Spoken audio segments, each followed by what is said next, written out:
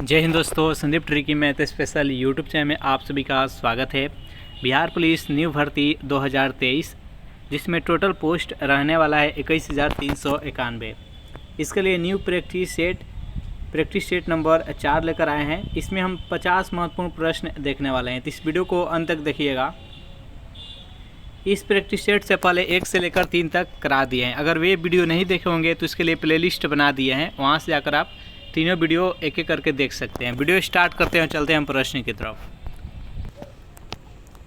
पहला प्रश्न है आपके सामने, 1989 में पंचायती राज व्यवस्था के आधार पर किस समिति का गठन किया गया? पीके थुगन समिति, अशोक मेहता समिति, देशमुख राव समिति और करलेकर समिति। बताइए यहाँ पर 1 नंबर प्रश्न का सही आंसर क्या है? 1989 में पंचायती राज व्यवस्था के आधार पर किस समिति का गठन किया गया? जो भी कैंडिडेट यहाँ पर ऑप्शन नंबर 1 के साथ जा रहे हैं, पीके थुगन समिति, बिल्कुल ही सही जवाब है। सेकेंड प्रश्न है आपके सामने, बेहद इंपॉर्टेंट प्रश्न है कि हार्नबिल त्यौहार किस राज्य में मनाया जाता है? मेघालय में, मणिपुर में, नागालैंड में और मिजोरम में। बताइए यहाँ पर सेकेंड प्रश्न का सही आंसर क्या है? हार्नबिल त्यौहार किस राज्य में मनाया जाता है? जो भी कैंडिडेट यहाँ पर ऑप्शन नंबर सी के साथ जा रहे हैं, नागालैंड बता रहे हैं, बिल्कुल ही सही जवाब है। नेक्स्ट यहाँ पर 3 प्रश्न है आपके सामने कि अनुच्छेद 53 के अनुसार संघ की कार्यपालिका शक्ति किस में निहित होती है? प्रधानमंत्री में, राष्ट्रपति में, मुख्य न्यायाधीश में और डी है इनमें से कोई नहीं। बताइए यहाँ पर 3 प्रश्न का सही आंसर क्या है? अनुच्छेद 53 के अनुसार संघ की कार्यपालिका शक्ति किस में निहित होती है? तो राष्ट्रपति में निहित होती है। जो भी कैंडिडेट यहाँ पर ऑप्शन नंबर बी के साथ जा रहे हैं, बिल्कुल ही सही जवाब बता रहे हैं। 4 प्रश्न है, बेहद इंपॉर्टेंट प्रश्न है कि बेंजीन का सामान्य संरचना क्या होता है?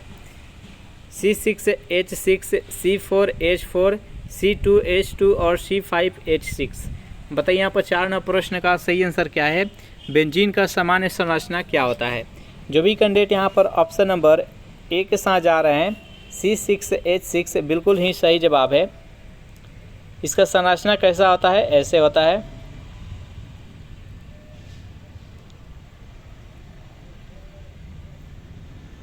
इस प्रकार से बेंजीन का ये संरचना होता है, याद रखिएगा। नेक्स्ट यहाँ पर 5 प्रश्न है आपके सामने, मानव में लिंग निर्धारण किस पर निर्भर करता है? तंत्रिका, आवेग पर, स्त्रियों के गुणसूत्र पर, पुरुषों के गुणसूत्र पर और डी है उपयुक्त सभी। बताइए यहाँ पर 5 प्रश्न का सही आंसर क्या है? तो देखिए, मानव में जो लिंग निर्धारण होता है ये पुरुषों के गुणसूत्र पर निर्भर करता है, क्योंकि जो महिला होती है उसके पास X और X ये 2 रहता है, X और X, और जो पुरुष होता है उसके पास X और Y दोनों रहता है। तो देखिए, जब X पुरुष द्वारा X दिया जाता है, महिला के द्वारा हमेशा X ही दिया जाता है, तो XX मिलकर महिला का जन्म होगा, और पुरुष द्वारा अगर Y दिया जाता है और महिला द्वारा X दिया जाता है तो X और Y मिलकर पुरुष का जन्म होगा। तो इसलिए लिंग निर्धारण में ये पुरुष पर निर्भर करता है, पुरुष के गुणसूत्र पर। इसका राइट आंसर हो जाएगा ऑप्शन नंबर सी। नेक्स्ट यहाँ पर 6 प्रश्न है कि प्रथम वित्त आयोग के अध्यक्ष कौन थे? चारों ऑप्शन देख लीजिए और बताइए यहाँ पर कि 6 प्रश्न का सही आंसर क्या है? प्रथम वित्त आयोग के अध्यक्ष कौन थे? तो केसी नियोगी इसका राइट आंसर हो जाएगा। जो भी कैंडिडेट यहाँ पर ऑप्शन नंबर सी के साथ जा रहे हैं, बिल्कुल ही सही जवाब है। 7 प्रश्न है आपके सामने कि ब्लीचिंग पाउडर बनाने के लिए किस गैस की क्रिया कराई जाती है? क्लोरीन की, नाइट्रोजन की, फ्लोरीन की और डी है इनमें से कोई नहीं। बताइए यहाँ पर 7 प्रश्न का सही आंसर क्या है? ब्लीचिंग पाउडर बनाने के लिए किस गैस की क्रिया कराई जाती है? जो भी कैंडिडेट यहाँ पर ऑप्शन नंबर 1 के साथ जा रहे हैं, क्लोरीन बता रहे हैं, बिल्कुल ही सही जवाब है। ब्लीचिंग पाउडर का अणु सूत्र क्या होता है? तो CaOCl2 इसका अणु सूत्र होता है, याद रखिएगा। नेक्स्ट यहाँ पर 8 प्रश्न है आपके सामने कि सर्वप्रथम आर्थिक सर्वेक्षण कब पेश किया गया? 1950, 51, 1951, 52, 1952, 53 और डी इनमें से कोई नहीं। बताइए यहाँ पर 8 प्रश्न का सही आंसर क्या है? सर्वप्रथम आर्थिक सर्वेक्षण कब पेश किया गया? जो भी कैंडिडेट यहाँ पर ऑप्शन नंबर 1 के साथ जा रहे हैं, 1950, 51 बता रहे हैं, बिल्कुल ही सही जवाब है। नेक्स्ट यहाँ पर 9 प्रश्न है, बेहद इंपॉर्टेंट प्रश्न है कि ध्रुवन सोडा का रासायनिक नाम क्या है? Sodium carbonate, sodium bicarbonate, sodium oxide और कैल्शियम कार्बोनेट। बताइए यहाँ पर 9 प्रश्न का सही आंसर क्या है? ध्रुवन सोडा का रासायनिक नाम क्या है? जो भी कैंडिडेट यहाँ पर ऑप्शन नंबर 1 के साथ जा रहे हैं, सोडियम कार्बोनेट, बिल्कुल ही सही जवाब है। इसका अणुसूत्र क्या होता है?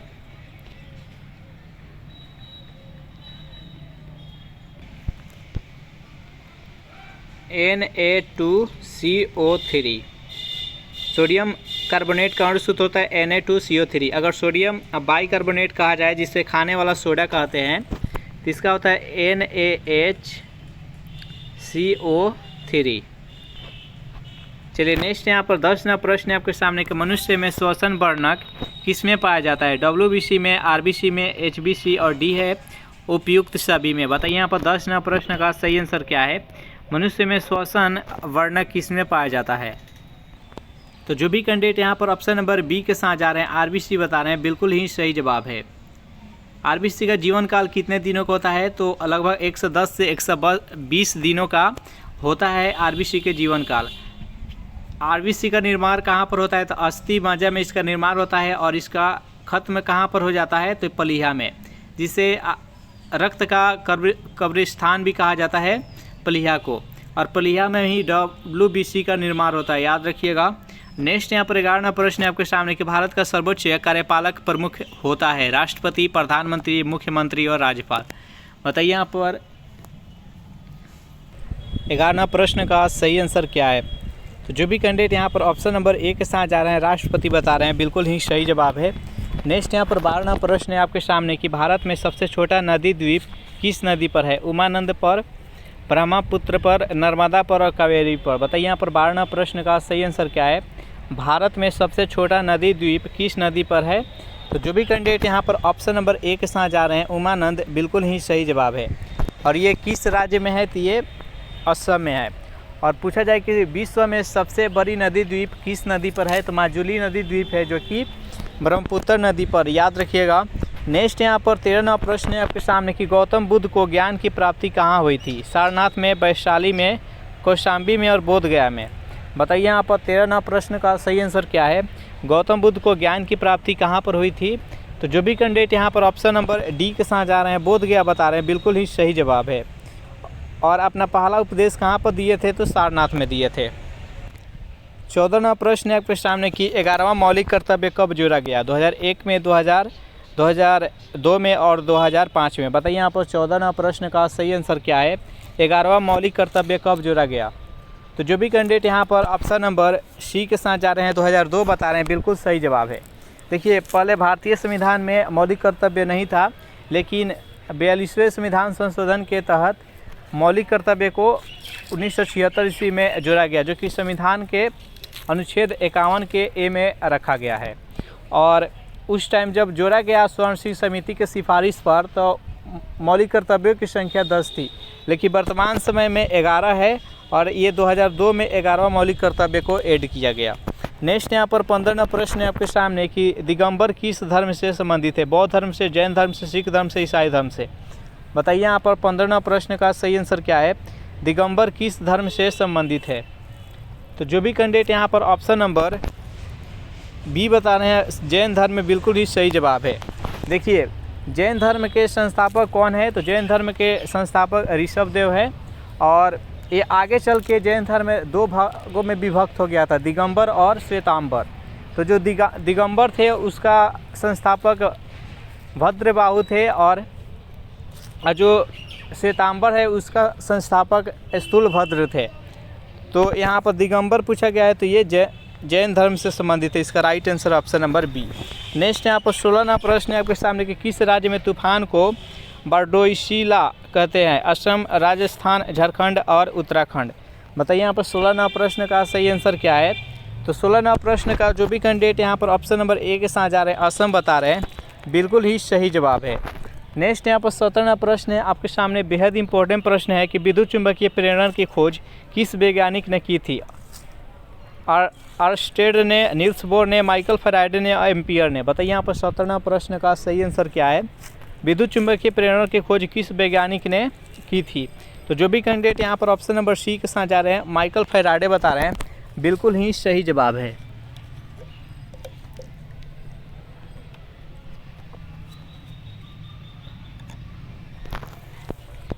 चलिए नेक्स्ट यहाँ पर 18वां प्रश्न है आपके सामने कि भारत में नोट छापने का एकमात्र प्राधिकरण किसके पास है? आरबीआई के पास, सीबीडी बैंक के पास, सेबी के पास। बताइए यहाँ पर 18वां प्रश्न का सही आंसर क्या है।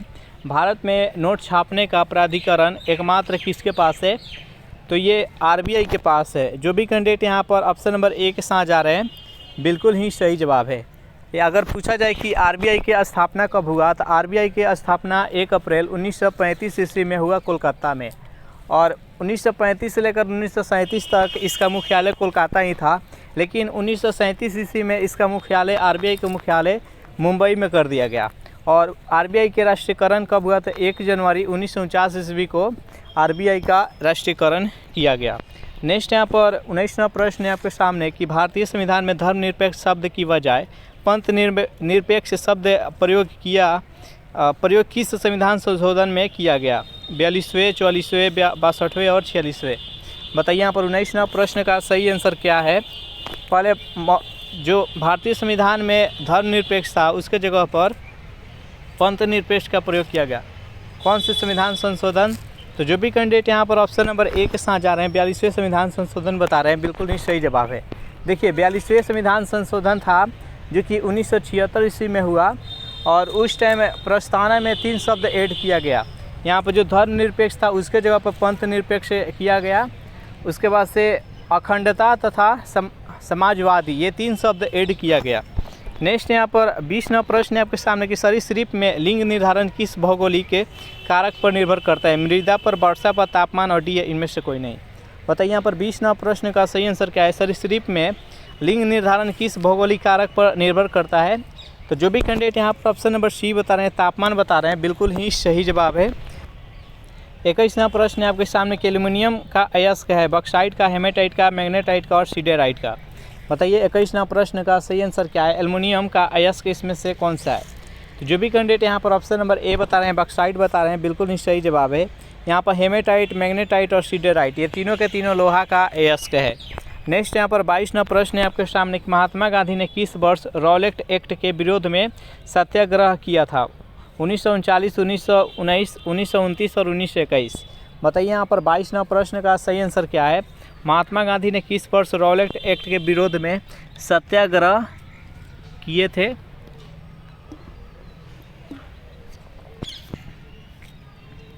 तो जो भी कैंडिडेट यहाँ पर ऑप्शन नंबर बी बता रहे हैं 1919, बिल्कुल ही सही जवाब है। देखिए रॉलेट एक्ट कानून लाया गया था, वो 1919 ईस्वी में लाया गया था, और इसके द्वारा ये कानून ऐसा था, इस कानून को भारत में काला कानून के नाम से जाना जाता है, और इसमें नो दलील नो अपील वाला कानून था, और इसी के विरोध किए थे, रॉलेट एक्ट का विरोध किए थे और सत्याग्रह चलाए थे 1919 ईस्वी में महात्मा गांधी ने। नेक्स्ट यहाँ पर 23वां प्रश्न है कि भारतीय संविधान में मौलिक अधिकार किस देश के संविधान से लिया गया है। ब्रिटेन, अमेरिका, जापान और आयरलैंड। बताइए यहाँ पर 23वां प्रश्न का सही आंसर क्या है। भारतीय संविधान में मौलिक अधिकार किस देश के संविधान से लिया गया है। तो जो भी कैंडिडेट यहाँ पर ऑप्शन नंबर बी बता रहे हैं, अमेरिका, बिल्कुल ही सही जवाब है। नेक्स्ट यहाँ पर 24वां प्रश्न है आपके सामने कि निरपेक्ष अपवर्तनांक का मान कितना होता है। 1, 1 से अधिक, 0 और 1 से कम। बताइए यहाँ पर 24वां प्रश्न का सही आंसर क्या है। निरपेक्ष अपवर्तनांक का मान कितना होता है। जो भी कैंडिडेट यहाँ पर ऑप्शन नंबर बी बता रहे हैं, 1 से अधिक, बिल्कुल ही सही जवाब है। और सबसे अधिक अपवर्तनांक किस पदार्थ का होता है, तो हीरा का 2.42 होता है, जो कि हीरा का अपवर्तनांक होता है। 25वां प्रश्न है कि किसमें श्वसन रंध्र द्वारा होता है। मकड़ी, तितली, मछली और तिलचट्टा। बताइए यहाँ पर 25वां प्रश्न का सही आंसर क्या है। किसमें श्वसन रंध्रों के द्वारा होता है, जल्दी से कमेंट कीजिए। 25वां प्रश्न का सही आंसर क्या है। जो भी कैंडिडेट यहाँ पर ऑप्शन नंबर डी बता रहे हैं, तिलचट्टा, बिल्कुल ही सही जवाब है। नेक्स्ट यहाँ पर 26वां प्रश्न आपके सामने कि प्रथम परमाणु परीक्षण कब हुआ था। 18 मई 1978 में, 18 मई 1972, 13 मई 1978 और 16 मई 1978। बताइए यहाँ पर 26वां प्रश्न का सही आंसर क्या है। प्रथम परमाणु परीक्षण कब हुआ था। तो जो भी कैंडिडेट यहाँ पर ऑप्शन नंबर ए बता रहे हैं, 18 मई 1978, बिल्कुल ही सही जवाब है।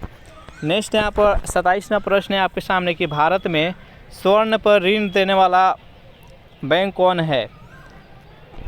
Bank of Baroda, Ujjwal finance bank, C है मुथूट फाइनेंस बैंक और डी है इनमें से कोई नहीं। तो जो भी कैंडिडेट यहाँ पर ऑप्शन नंबर सी के साथ जा रहे हैं, यानी मुथूट फाइनेंस बैंक, बिल्कुल ही सही जवाब है।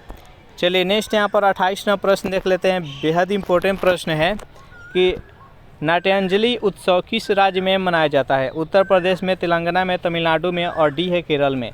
बताइए यहाँ पर 28वां प्रश्न का सही आंसर क्या है? नाट्यांजलि उत्सव किस राज्य में मनाया जाता है? तो जो भी कैंडिडेट यहाँ पर ऑप्शन नंबर सी के साथ जा रहे हैं और तमिलनाडु बता रहे हैं, बिल्कुल ही सही जवाब है। सेशन आप लोग को अच्छा लग रहा है तो वीडियो को लाइक कर दें, अपने दोस्तों के पास इसे शेयर भी कर दीजिए। नेक्स्ट यहाँ पर 29वां प्रश्न है कि रेड सैंडल वुड भारत के किस राज्य में पाया जाता है? उड़ीसा में, केरल में, मध्य प्रदेश और आंध्र प्रदेश। बताइए यहाँ पर 29वां प्रश्न का सही आंसर क्या है? रेड सैंडल वुड भारत के किस राज्य में पाया जाता है? तो यह आंध्र प्रदेश में पाया जाता है। जो भी कैंडिडेट यहाँ पर ऑप्शन नंबर डी बता रहे हैं आंध्र प्रदेश, बिल्कुल ही सही जवाब है। 30वां प्रश्न बेहद इंपॉर्टेंट प्रश्न है, बताइएगा इसका सही आंसर क्या है? 1960 में सिंधु जल समझौता में भारत की पश्चिम नदी में हिस्सेदारी कितनी है? 10%, 20%, 30% और 25%।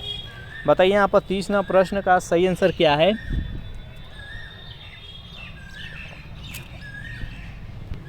तो जो भी कैंडिडेट यहाँ पर ऑप्शन नंबर बी बता रहे हैं 20% बता रहे हैं, बिल्कुल ही सही जवाब है। नेक्स्ट यहाँ पर 31वां प्रश्न है आपके सामने कि कोयले के अपूर्ण दहन से कौन सी गैस निकलती है? Carbon monoxide, carbon dioxide, sulphur dioxide और नाइट्रस ऑक्साइड। बताइए यहाँ पर 31वां प्रश्न का सही आंसर क्या है? कोयले के अपूर्ण दहन से कौन सी गैस निकलती है? तो कार्बन डाइऑक्साइड निकलती है। जो भी कैंडिडेट यहाँ पर ऑप्शन नंबर बी के साथ जा रहे हैं, बिल्कुल ही सही जवाब है।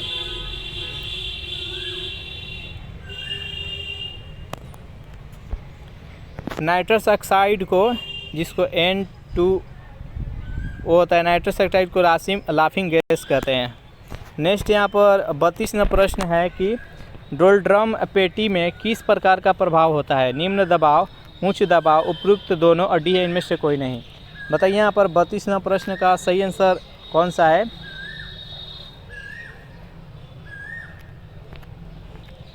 डोलड्रम पेटी, पहले समझते हैं डोलड्रम पेटी होता क्या है। तो डोलड्रम पेटी जो भूमध्य रेखीय है, उसके 10 डिग्री ऊपर तथा 10 डिग्री नीचे का जो भी क्षेत्र है उसको डोलड्रम पेटी कहते हैं और वहाँ पर निम्न दबाव होता है। तो इस प्रश्न का राइट आंसर हो जाएगा ऑप्शन नंबर ए। नेक्स्ट यहाँ पर 33वां प्रश्न है कि अवतल दर्पण में वास्तविक तथा उल्टा प्रतिबिंब के लिए पिंडों को कहाँ रखेंगे? बताइए यहाँ पर 33वां प्रश्न का सही आंसर क्या है? अवतल दर्पण में वास्तविक तथा उल्टा प्रतिबिंब के लिए पिंड को कहाँ पर रखेंगे? तो वक्रता केंद्र से पर है। इसका राइट आंसर हो जाएगा ऑप्शन नंबर डी। 34वां प्रश्न है आपके सामने कि पौधे किस प्रक्रिया द्वारा कार्बन डाइऑक्साइड छोड़ते हैं? अब चयन, आसवन, निक्षेपण और श्वसन। बताइए यहाँ पर 34वां प्रश्न का सही आंसर क्या है? पौधे किस प्रक्रिया द्वारा कार्बन डाइऑक्साइड छोड़ते हैं? तो श्वसन द्वारा। जो भी कैंडिडेट यहाँ पर ऑप्शन नंबर डी के साथ जा रहे हैं और श्वसन बता रहे हैं, बिल्कुल ही सही जवाब है। 35वां प्रश्न है आपके सामने कि जास्कर तथा संयुक्त किसकी सहायक नदी है? ताप्ती की, ब्रह्मपुत्र की, नर्मदा की और सिंधु की। बताइए यहाँ पर 35वां प्रश्न का सही आंसर क्या है? जास्कर तथा संयुक्त किसकी सहायक नदी है? तो जो भी कैंडिडेट यहाँ पर ऑप्शन नंबर डी के साथ जा रहे हैं, सिंधु नदी बता रहे हैं, बिल्कुल ही सही जवाब है।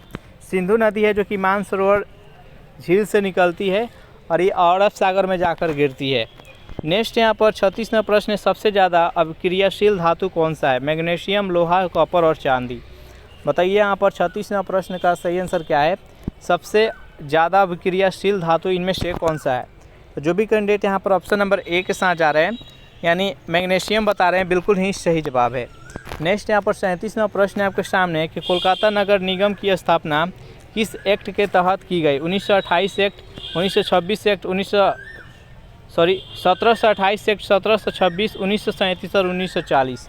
बताइए यहाँ पर 37वां प्रश्न का सही आंसर क्या है? कोलकाता नगर निगम की स्थापना किस एक्ट के तहत की गई? तो 37वां प्रश्न का जो भी कैंडिडेट यहाँ पर ऑप्शन नंबर बी बता रहे हैं, 1726 एक्ट, बिल्कुल ही सही जवाब है। नेक्स्ट यहाँ पर 38वां प्रश्न है आपके सामने कि उत्तल लेंस में वस्तु कहाँ पर रखने पर उसका वास्तविक उल्टा और छोटा प्रतिबिंब बनेगा? चारों ऑप्शन देख लीजिए और बताइए यहाँ पर कि 38वां प्रश्न का सही आंसर क्या है? उत्तल लेंस में वस्तु को कहाँ रखने पर वास्तविक उल्टा तथा छोटा प्रतिबिंब बनेगा? तो 2F से पर है। इसका राइट आंसर हो जाएगा ऑप्शन नंबर डी। नेक्स्ट यहाँ पर 39वां प्रश्न है कि भारतीय पुरातत्व सर्वेक्षण का मुख्यालय कहाँ है? कोलकाता में, नई दिल्ली में, भोपाल में और चंडीगढ़ में। बताइए यहाँ पर 39वां प्रश्न का सही आंसर क्या है? भारतीय पुरातत्व सर्वेक्षण का मुख्यालय कहाँ पर है? तो जो भी कैंडिडेट यहाँ पर ऑप्शन नंबर बी बता रहे हैं यानी नई दिल्ली, बिल्कुल ही सही जवाब है। तो ये सेशन यहीं पर समाप्त हो रहा है। ये सेशन आप लोगों को कैसा लगा ज़रूर कमेंट करके बताइएगा। वीडियो आप लोगों को अच्छा लगा हो तो वीडियो को लाइक कर दे, अपने दोस्तों के पास शेयर कर दे, और जितने भी कैंडिडेट अभी तक इस चैनल को सब्सक्राइब नहीं किए होंगे तो चैनल को प्लीज़ सब्सक्राइब कर लीजिएगा। Thanks for watching this video. मिलते हैं नेक्स्ट वीडियो में।